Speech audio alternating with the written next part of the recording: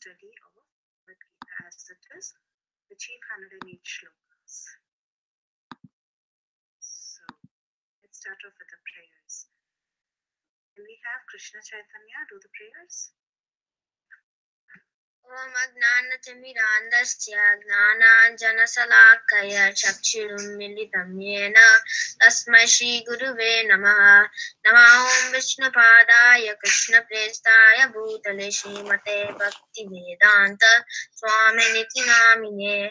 Namaste Saraswati Deve Gauravani Pracharine Nirvishesha Sunyavadi Vachata Jai Shri Krishna Chaitanya Prabhu Nityananda Shri Advaita Gadadhara Shivasadi Gaura Bhaktavinda.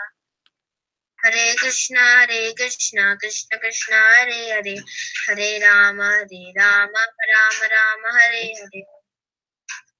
Very nice. Thank you so much, Krishna Chaitanya. So let's have volunteers to start now. Okay. First, let's do Vyavasatmika. Anyone wants to do it? Because that was the last verse we learned. Krishna Chaitanya. Yes, Krishna Chaitanya. Go ahead. Vyavasatmika buddhir ehe kuru nandana bahu sakhahi anantas cha buddhayo vyavasayikam. Okay. Neha Vikramana Shosti. Anyone wants to try? Hare Krishna Mataji. Yes, Asura. Neha Vikramana Shosti Pratyuvayuna Vidyate Swalpam api asya dharmasya Rayate mahato vaya. Very nice, very nice. Thank you.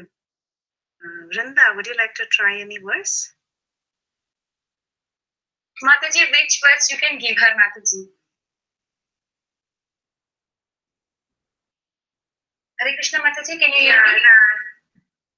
Yeah, Mataji, can you give her one more verse?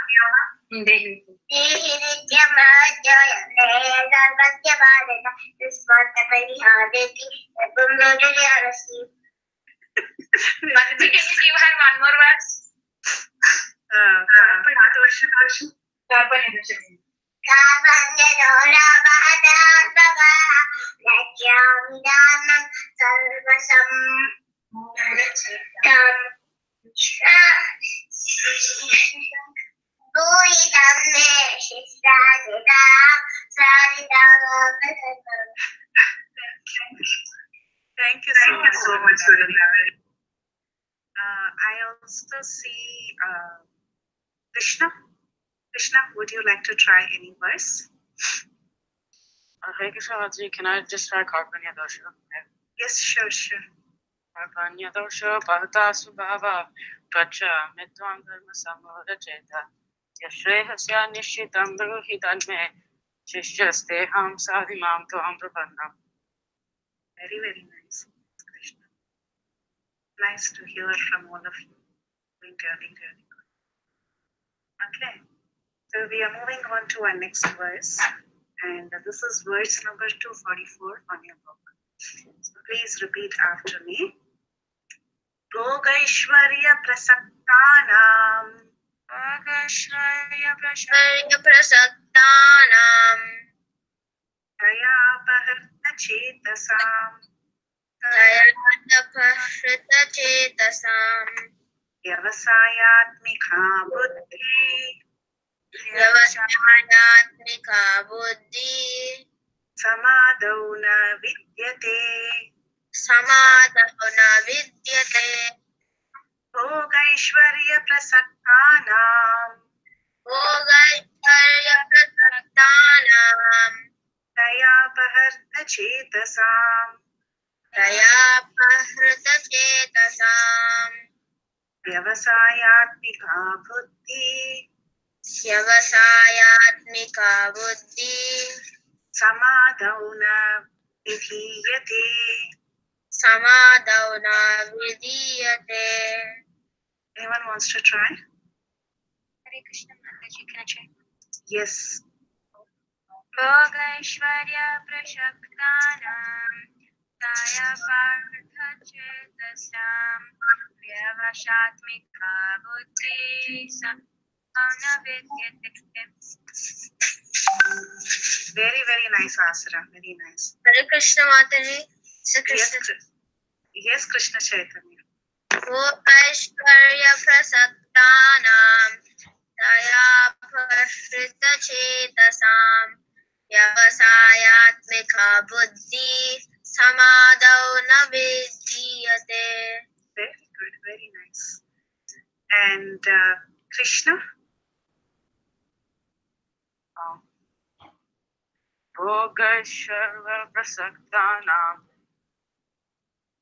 Danistava Pariyata Shetasam Vyavasatatmika Buddhi Samadhu Navidiyate. Very nice, excellent. Good, Krishna. Is there anyone else who wants to try? Vrinda. Mataji, can you tell her, Mataji, she will repeat it? Yeah. Bhogashara Prasaktanam Aishwarya Prasaktanam Daya Chetasam Vyavasayatmika Vyavasayatmika Buddhi Samadhu Navidiyate. Very, very good. Happy. Very nice. Okay. Anyone else join? I see some more people joining. Is there any other child on the call? Hare Krishna Mataji, this is Narandas. I just joined to check it out, Mataji. My daughter is not joined today. Okay. Your daughter's name? Yes, My daughter's give name is Satya Mataji. Okay. Thank you. Hare Krishna. Yes, Devi Mataji. Yeah, my son also joined today. His name, Mataji? Tanmay. Tanmesh. Is that correct? No, Tanmay. Tanmay. Thank you, Mataji, for joining. Thank you, Prabhuji, for joining. So, Tanmay, do you want to try this verse? Are you able to see the screen? Yes, Mataji. Okay. Would you like to try it by yourself? Or do you want me to repeat? I'll try it. Bhogashwarya Prasaktanam Tapa Parthachetasam Vyavasayatmika Buddhi Samadhu Na Vidyate. Very good. Very nice, Tanmay. Very, very nice. Right. Okay. So, anyone is familiar with this word Vyavasayatmika? Anyone remembers? Mataji, wasn't that from the previous verse we also learned? Yes, correct. So, what was the meaning? Fixed and determined. Yeah, one who's fixed. So, what did we see in the previous verse about Vyavasayatmika?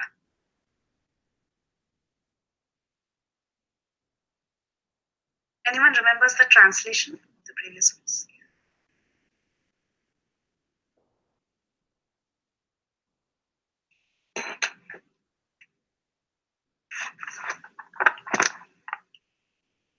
Okay. Mataji, can I read the translation? Yes, please read. Yeah. Is it 2.41? Or is it? Yes, 41. That's right. Okay. Those who are on this path are resolute in purpose, and their aim is one. O beloved child of the glories, the intelligence of those who are irresolute is many-branched. So they are resolute in purpose. That means they are fixed in determination. So that's what we saw in our previous verse. So now let's check out the translation of this verse. Please repeat after me. In the minds of those who are too attached to sense enjoyment and material opulence, and who are bewildered by such things, the resolute determination for devotional service For devotional Devotional service service to the Supreme Lord to the to the Supreme Supreme Lord Lord does not take place. does does not take not place. take place. Okay. Anyone wants to try reading the translation by yourself? Yes, Astra. In the minds of those who are too attached with sense enjoyment and material opulence, and who are bewildered by such things, the resolute determination for devotional service to the Supreme Lord does not take place. Nice. So, what are the two things people tend to get attached to in this verse? What does it say? Two things that people are attached to? Sense enjoyment and material opulence. Very good. Okay. So, let's see more into this verse. Okay. So, for those who are too attached to sense enjoyment and material opulences, and when they get bewildered by these things, the resolute determination, they're not able to fix their minds on the Supreme Lord, and resolute determination for the Supreme Lord doesn't take place. That's what Krishna is saying. So Krishna is saying, for those who are disturbed by these things, there is no fixed determination in devotional service, or for that matter, anything. Okay? When you get disturbed by your senses. Yes.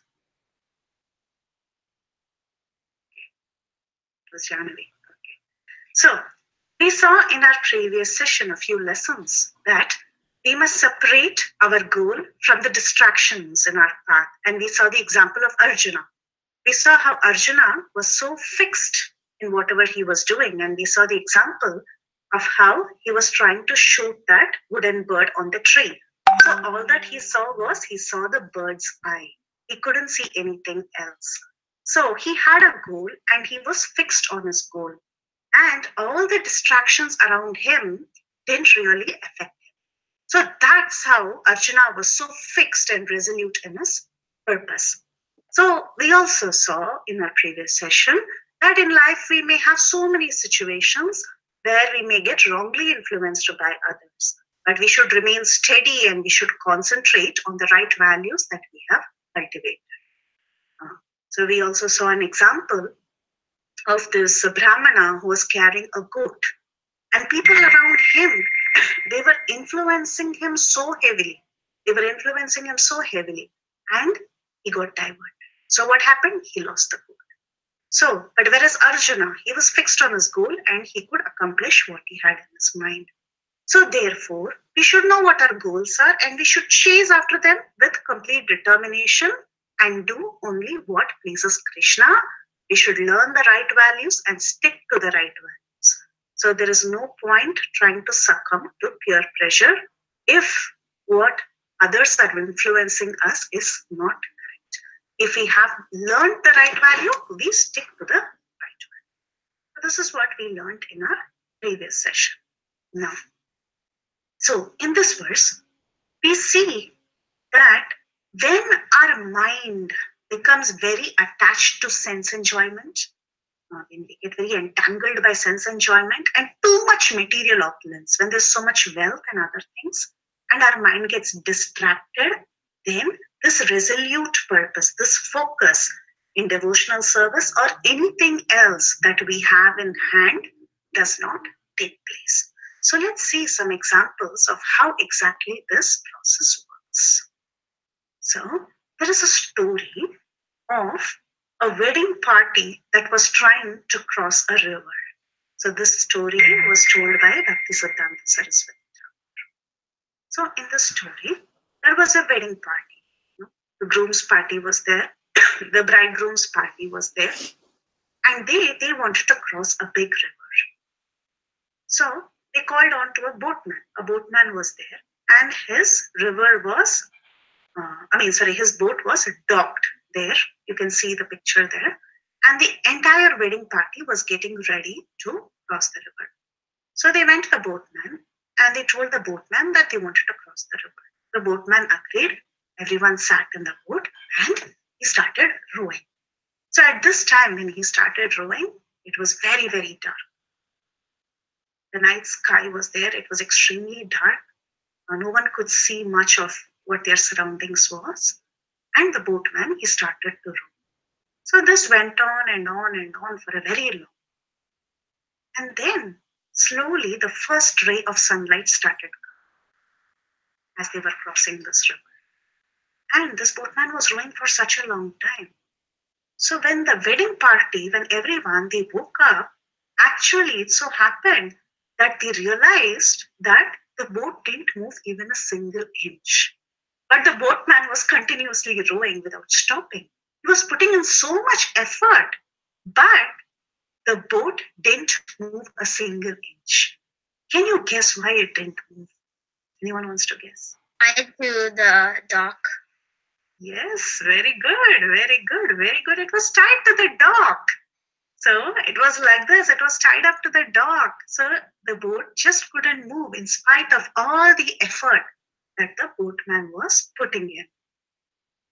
So, what do we learn from this?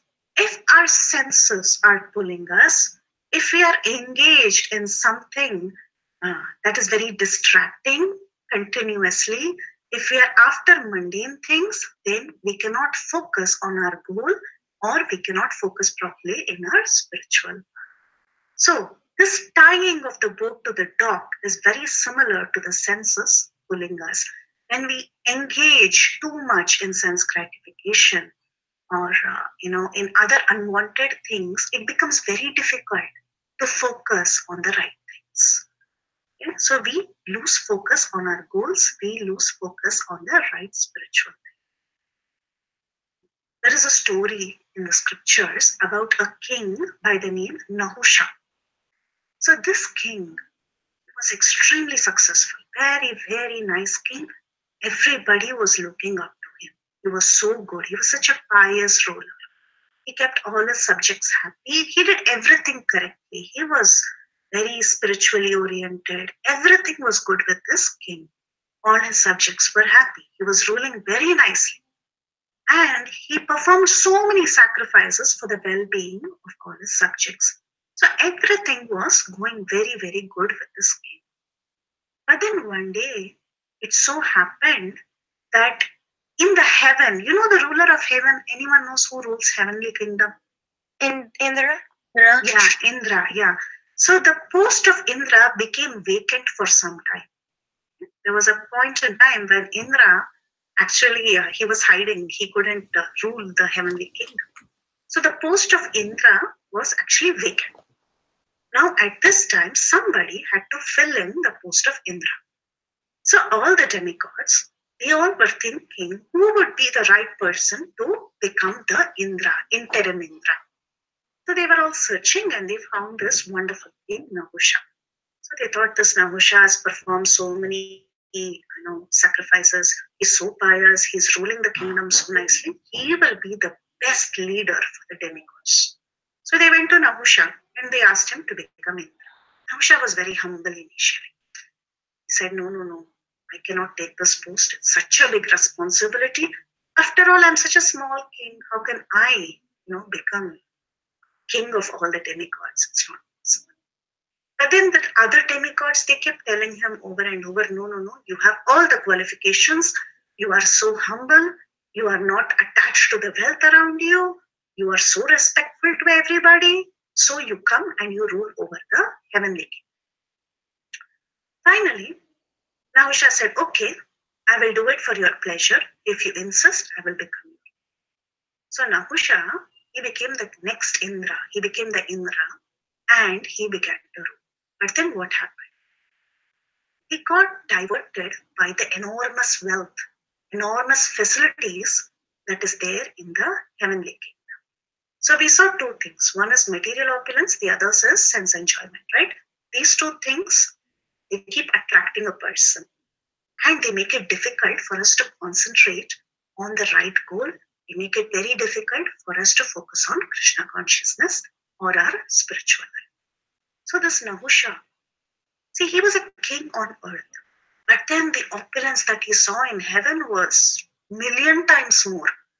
So he was so bewildered, he started enjoying there uncontrolled. So he became very proud because of all the power that he had. He had so much wealth. He lost focus and he began to enjoy and enjoy. And because he was proud, he also became arrogant. he stopped respecting people around him. So it so happened that one day he ordered the sages to carry him on a palanquin. So in those days, kings, they would not move about in cars. Rather, people would carry them. Have you seen palanquin in India? Anyone has seen? Or have you seen pictures of palanquins? Anyone?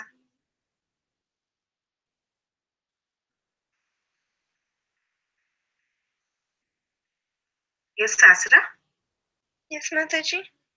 Yeah, have you seen a palanquin? I've seen a picture of a palanquin. In picture of palanquin, okay. So basically, it's like a seat. You can imagine something like a sofa or a couch, on which the king is placed. He sits there, and 4 people or 8 people carry him on either side. So you can see here, some people are carrying this particular king they were carrying this particular king on a palanquin. So that's how great kings used to travel. Or even old people for that matter, if they had to climb hills in India previously, uh, they would find it very difficult because of their old age. So there was this facility where a palanquin would be arranged. The person would sit on the seat, and 4 people would carry them using 2. You see these bamboo sticks kind of thing, or wooden. What do you say? Log or 2 logs of wood that is attached to this. It's tied to the sofa, and they kind of carry the person.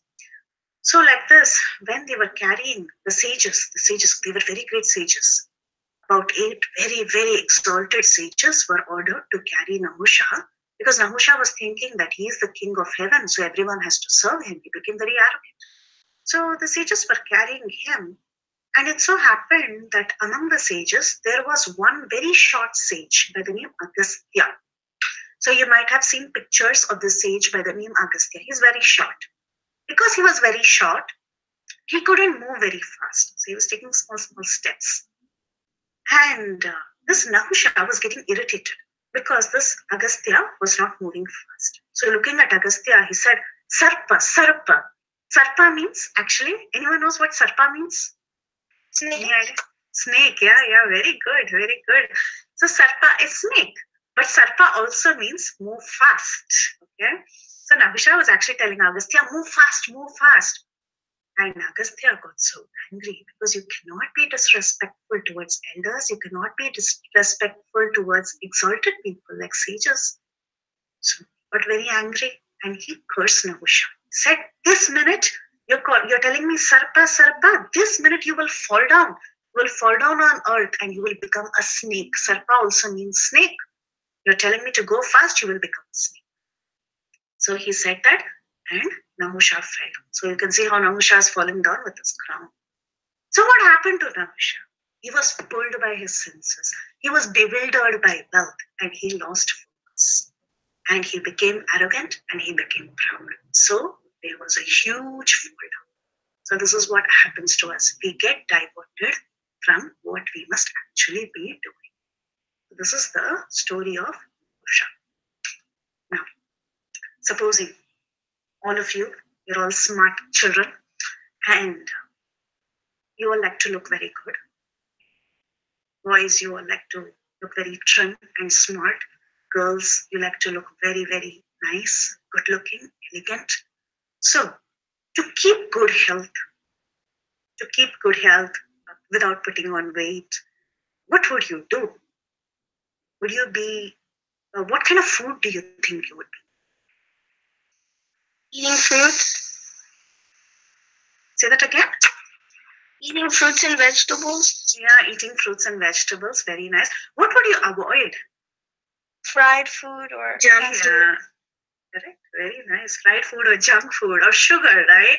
You wouldn't be indulging in sugar and eating fried food and all that because you want to maintain a healthy weight, you want to look beautiful, you want to remain healthy. So therefore, you would use your sense of discrimination. That is, you would realize what you must do and what you must not do. So therefore, you will restrain your senses. You will not think, oh, I just want to eat and enjoy, and I want to eat all the sweet things, I want to eat all the fried things and satisfy my senses. You wouldn't do that because you have a focus in mind. You have a goal in mind. So therefore, what will you do? You will restrain your senses and you will have discrimination. You will know how much to eat and what not to eat, how much to eat, how much not to eat. You will know all this. So you will eat very, very healthy food. That is what you will, that's the right choice that you would be making. Okay? So similarly, when you have an exam, okay, just think you have an exam tomorrow. Would you be sitting on the computer playing video games, or would you be chatting with your friend on WhatsApp all night? No, right? Because you know that you have to restrain yourself from these distractions so that you can get more determined. You can go and attack the exam paper nicely. You can perform really. So by restraining these senses, what happens? You become more determined, you become more focused. For one who doesn't restrain his senses, he becomes totally bewildered. So that is what we are seeing in this particular verse. So I'll read the translation again for you.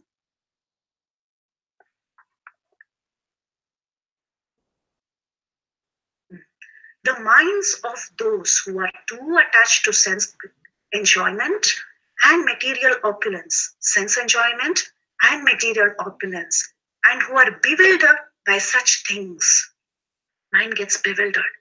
The resolute determination, the focus for devotional service to the Supreme Lord does not take place. Now, is this verse also applicable to your day-to-day life other than devotional service? Yes. Yeah, in all that you do, in everything that you do, all the goals that you have, it is applicable, right? So restrain, try to discipline ourselves. It is important to discipline ourselves according to time, place, and circumstance. And You have to keep Krishna in the center. that is the most important thing. Yes. So especially this verse is talking about devotional service. Krishna should be our focus.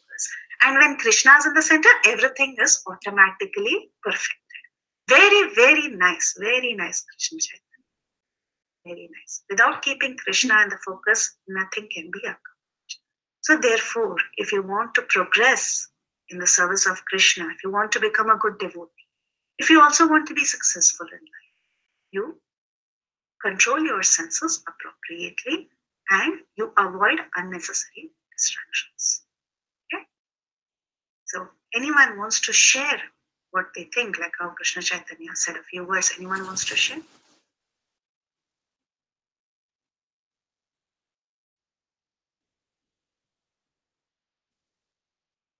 Yeah, we are good. Yes, Asra. I have a question. Mm. So when we put Krishna in our center in everyday life, what are some examples that we could use to put Krishna in our center? Because sometimes we may be able to forget him. Nice question, Asra. So when we start our day with a nice spiritual activity, like for example, I know you chant rounds before going to school. I know that. So when you chant before you go to school, your mind becomes steady, right? Your mind is fixed on Krishna. So when you're probably going to your class before your school starts, you can offer a prayer to Krishna, asking him for protection. So that way, in all the activities that we do, for example, you're attempting an exam, you can think of Krishna, offer a small prayer, and do it with complete faith in Krishna, that Krishna is there with you. So it's about the mind, it's about the consciousness. Externally, you may be doing something else, okay? But internally, you should always remember that Krishna is always with you and he's always supporting you in all the good. Also, Mataji, everything that we do, we have to remember that we're doing it for Krishna. Yes, because Krishna is the ability in man. Krishna is actually giving you that, right? Very nice, Krishna Chaitanya. Very nice. Krishna is the ability in man. Whatever we are we doing it by our own endeavor? No. Krishna is actually facilitating everything. So when we have that gratitude, automatically everything becomes easy. Krishna becomes in the center. Is that okay? Yes, Mataji. Thank you, Asra. Thank you, Krishna Chaitanya, for your very, very valuable points. Mataji, Vrinda wants to recite it. Yes, please.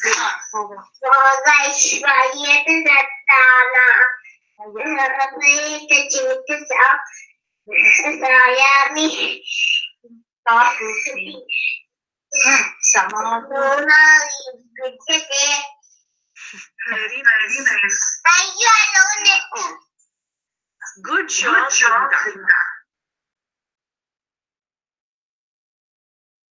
Okay.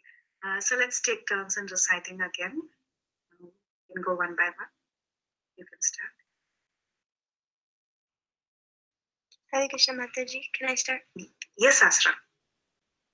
Bhogashvarya vrishaktanam taya partha chetasam vyavashatmika buddhi samadana vidyate. Very nice, very nice. Hare Krishna, Mataji. This is Krishna Chaitanya. Yes, Krishna Chaitanya.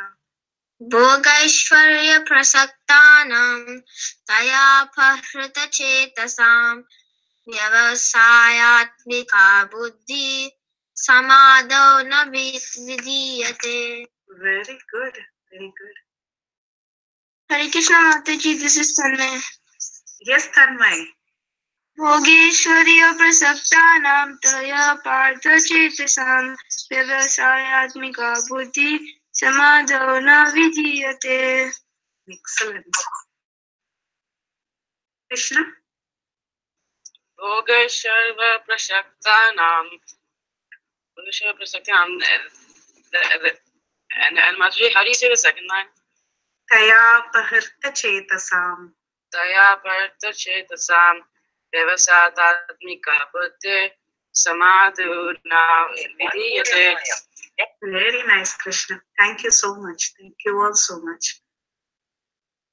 Okay. So any of the adults want to say anything? Cite anything or give some realizations? Okay. Then we can end the call. And we will meet you next week with another verse. Okay. So try to memorize this verse and we'll get back next week. Thank you all for joining. We can end the call. This session is no longer being recorded. Hare Krishna. Thank you, Vrinda. Thank you all so much for joining. Thank you for the Thank- call. Thank you, Krishna Chaitanya. Thank you, Tanmay. Thank you, Asra.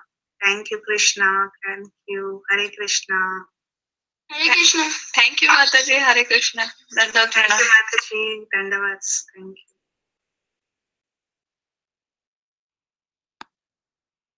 Goodbye.